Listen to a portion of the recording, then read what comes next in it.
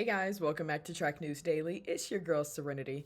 Let's go ahead and jump right into it like we always do. I want to do some not so early US medal predictions. What do I mean by this? People always say, oh, it's too early to make predictions because people and not everybody has opened up yet. Yeah, well, we're at the time, it is literally July 1st, so we can finally start to make some educated guesses or predictions about what USA Trials is going to shape up to be. And I wanted to do the medal stand, the podium, if you will. What will it shape out to be? Because if we're being honest, things have been fast this year. Things have been really fast this year, not only from the professionals, but from the high schoolers as well, and from the young professionals too. So I just want to know, like, what will people actually do on the day? And these predictions are not strictly off of their PRs, because that's normally where you go wrong. I made and carefully curated my predictions based off of how these athletes have been running this season. Their season's best I think has and will affect them at USA's later on this month. So that is kind of what I'm basing it off of. These are not hard and set. You know, I cannot predict the future. I don't even normally do predictions. Actually, I don't normally post or make my predictions known to the public because I'm always scared of like being wrong. But I do like to do it, especially like in my track group chats. I like to say what I would think my prediction would be, or I like to write it in my notes sometimes too. And then I end up being right a lot of the time. So this is just going to be some not too early US medal predictions. For starters, this one is not going to be as specific as the other ones, but the 110 hurdles right off the rip, I don't think the world record is going to go down. I think that a lot of people are going to be anticipating it to go down because we're finally going to have like the clash of the world record holder, Jacoby Tharp, if he gets through the rounds. That's also something else that we have to mention. I know that we're excited to see Jacoby go against Trey Cunningham and Cordell and, you know, the likes of all these big names again, because he did it last year, but everything has to align. You know what I mean? Everybody has to make it to the final, and then we will get that big clash. But if that does not happen, which is also a possibility because anything can happen, then y'all know that we will not get that big old clash like we really want. So for starters, from the very beginning, I am going to say that I don't think a world record is going to be broken. I think that everybody is going to expect a world record to be broken, obviously, because the world record was just set. Well, 1275 with Jacoby, and everybody's like, what is he going to do? You know what I mean? And then also I want to mention the fact that his coach just got a new job at Texas A&M. So I wonder if he's going to be making that switch to College Station with him as well. I'm not sure if Auburn is the type that has I don't were they under Ken? That's something I'm going to come back to. But right now I see I see the 110 US champion being Cordell Tinch. Stay with me. Cordell has not won, well, he just recently won, finally. But he has not been winning this year. He has not been that dominant. He's the world champion, and he's been running fast times. Let's say that. Very fast times, but it hasn't been enough at all. Because everybody else is just running faster. That's always something that I have to mention, especially with 110 hurdles. Because I think because it's an event that's getting so much faster now, everybody's like, oh yeah, he's running slow. 13.3 is not slow. 13.2 is not slow. Everybody else is just running faster. So it will start to become the new that's slow. It will, but like, dang. But yes, I see Cordell Tinch being the US champion simply because he's gotten off to a slower start than he normally has. And he just ran 13.10. He's finally starting to like find his rhythm. Find his rhythm. I do wonder if he's dealt with some injury this year. Just seeing the way he's been running, I think that the effort is definitely there. He gets out like the first 3 or 4 hurdles in first, and then everybody else just like comes at the end. So it makes me wonder if like the fitness is just not there as much as it normally is because he has been very dominant before. But because of that slow start, I can see him taking the US championship for sure. And then I do see Trey Cunningham right behind him. And then I see Jacoby Tharp. I did not put Jamal Britt in that because when the race gets really fast, Jamal Britt's technicality goes out the window. not on purpose, obviously. Um, but the race is getting faster. We talked about it last episode. What happens with these hurdlers when this race is getting faster? They're coming up on the hurdles faster. You know, we've already seen Jamal fall before. He's finally able to been put the piece. He's finally been able to put the pieces together and run that 12.8. But I know when he has hitters like Trey Cunningham to his right, again, he did have him in that last race, but like Trey Cunningham to his right, I don't know, maybe Jacoby Tharp to his left, and then Cordell Tench on the other side, it's going to be, it might just be too much for right now. So I see it being Cordell, Trey, and Jacoby. It's something about trials for us, for US, like Americans, to have to go through 3 rounds. It's tough. And that is why that is why my predictions are not just so cut and dry. Exactly what you think. Well, their PRs, just take those people, and that's exactly who I think will make the team. Because trials is 3 rounds, Jacoby just went through NCAA, is going to be tough. That's a long season. And then these 3 rounds is going to be the fastest he's ever running. He has dealt with fast athletes like Kendrick Smallwood. He's used to dealing with Kendrick. He's like, look, Kendrick, I'm going to see you at SECs, and then I'm going to see you again at nationals. I can chill at regionals, you know, these other things, but I feel like he's going to, just it's really the rounds. That's why I did not put the world record holder.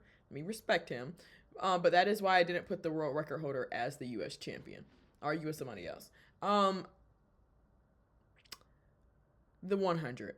We're going to start with the men, obviously. I do believe that we will see 9-7. I do. I think that the guys are in very good shape. They are. And you're like, Serenity, how? And nobody has really even gotten that close. Because they have not gotten that close, that always, to me, means that a breakout is coming. If they were touching 9-7 in early June at those Diamond League meets, those back-to-back Diamond League meets, I'd be like, okay, great, it's capable. You know what I mean? It's capable. Obviously, thank you for showing us that it's capable. But then, once again, those 3 rounds. And it's late July now. I just think that it's like the breakoutness of it is something that's really powerful. I see Trayvon Bermel winning. He is the most technical savvy 100 runner to me. Dry face, nasty. Block starts, nasty. You know, we used to name Shelly Ann Frazier. Well, we did name Shelly Ann Frazier Price the pocket rocket, the mommy rocket. You know, when they ended up renaming her to the mommy rocket because her start was nasty. That's Trayvon. I don't want to say the guy version of that. So we're gonna have to come up with something else because he is about to be a dad. But he gets out like a bat out of hell. And with that amount of competition, I think that he'll end up winning. He did just beat Noah at the Paris Diamond League a couple days ago. And it was at a lane 9. I think that it's because he was the one who executed it the best. But I see Noah getting second. Because Noah's 40 through the finish line is nasty. Okay? Where Trayvon has the start, Noah has the finish. But will the race get away from him so that he cannot catch up? That's kind of what happened in Paris. He did end up catching up to second because his top end speed is just, it's there. It's literally there. But I could also see Kenny Benerick, Kung Fu Kenny, getting second as well. That one's going to be tough. Noah has gone 988 already. And something that Noah does is rise to the freaking competition. One thing that Noah does is rise to the freaking competition. So I hate making predictions with Noah Lyles in the question. I really do. I hate making predictions like that because he will shut me up every time. And maybe I'm his harshest critic. Maybe I can say that. That's my friend. I love seeing him compete. I also just like to challenge it. So literally, let's not take it too harshly. Let's not take it too harshly at all. But my prediction for that is that somebody will go 9-7. Now for the women, I do want to talk about the women as well. I know it says 9-7, but let's talk about the women. Sha'Carri has gone 10-7 this year. I see her winning U.S. trials in the one. I see her being the national champion in the 100. I do. I see Melissa Jefferson Wooden also putting up a good race to be like, hold on. who got it for real. But Sha'Carri is very similar to Noah, whereas their top end speed is ridiculous. Okay, but Sha'Carri doesn't have a bad start. That's where she has put it together. She has a nasty start too, similar to Trayvon. So I think that the race, technicality wise, is hers. I see Melissa, because Melissa Jefferson Wooden has not been running that much this year, but she has run 10.8 and she looks freaking good doing it. I see her getting second, or I see her winning. I also, something that I want to say, I see Gabby Thomas being in the top 3 in the 100. I know that the 100 has been a love and hate relationship for her. It's just dealing with those taller athletes, and it's like they're blessed because they're tall and they do really well in like the 400 and like the 200. We've seen it with Usain Bolt. Usain Bolt even struggled with his start, y'all. So it's really no shade, but Gabby has, I started to see her really put the pieces together, and she's fast. She's a bad mama jamma, okay? So I see Gabby podiuming. I see Gabby getting a medal at nationals as well in the 100. I see her getting top 3. I do. I do. I like it. The 200, though, is difficult. Now, is it difficult because it's wide, spanking open? Or is it difficult because it's just so predictable? Let's go through it for men and women. For men, I don't see anybody taking it away from Noah Lyles. I know what Kenny Bednarek has done. Kenny has run 19.6. But it's something about that Noah. Something about that Noah. We talked about it when it was me and Justin up here, and Noah Lyles is like the definition of being hot and bothered. That's what I said. He's the definition. He's the epitome of being hot and bothered. Okay? Meaning that he will just not let anybody take his crown, and he does not take it lightly, graciously, at all. Like, he thinks about that at night. So will he let anybody take his 200-meter U.S. championship crown away from him? Absolutely not. Absolutely not. Sorry. And it's like, I want that for Kenny for the sake of him being able to like break the curse of constantly getting second. But Noah's just not going to let it happen. Like, simple as that. Kenny will get second again. And that's my prediction on that. Now, same way like it was last year where it was like Noah got first, Kenny got second, and then it was a college athlete that ended up getting third. It was Robert Gregory. This year, I think very similar. Noah, Kenny, and then this time I think it's going to be Jaden Reed from LSU who went 19.6. I don't believe that he will run 19.6 on the final because of his long season, because of the stakes at, like, he's a young athlete. The stakes is going to be a lot. But I do see him getting at least third, if not third, fourth. He will make it to the final if he plays his cards right and goes through the rounds correctly. If he plays his cards right and goes through the rounds correctly, Jaden Reed will get top 3. Emphasis on that. It is so like a duh, like everybody needs to play their cards right. Yes, but the college athletes even more so, which is why I was saying the same thing for Jacoby Thurr. He has felt it before, these 3 rounds. He's felt it before.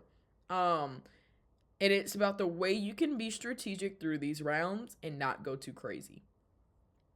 Simple as that. And that might even be, you might get you might not get the best lane draw in the final, but that is something that you have to risk at the sake of not running 19.7, just to say you did in this semifinal. Okay? It's just, I think that the main thing, like the main kryptonite for these collegiate athletes are these rounds. The pros know how to do it the best. It's simple as that, because it is tough. It is tough. And you're running against like the best of the best every single round. Whereas in college, it's like, oh, I can chill a little bit, you know? Now for the women, similar to Noah, I don't see anybody taking it away from Gabby. I just don't. MJW, ooh, that's gonna be so good. This is what I meant by like wide open or predictable. I mean, it's gonna be tough. Like, that one's close. Gabby and MJW. Melissa, she's also another one. She's a bad mama jamma, y'all. But Gabby, when she starts to extend those arms, like, Gabby is unbeatable in that 200. And then for the third place, I see a Navia battle. I do. A Navy battle looks good, where she has the stature of Gabby Thomas as well, and she has the speed. She does. I'm interested to see if she carry around the 200. If she carry around the 200, then this may switch up my predictions just a little bit. It does. It does. But I see a Navy battle up there. I do. Look, you guys, these are just predictions. I'm shooting darts in a dark room with my eyes closed, blind, okay? We never know what's going to happen the day of. I shouldn't have to give disclaimers when I'm giving track predictions, but I am, okay? This is just a disclaimer. These are just predictions. Thank y'all for tuning in to another episode of Track News Daily. Bye.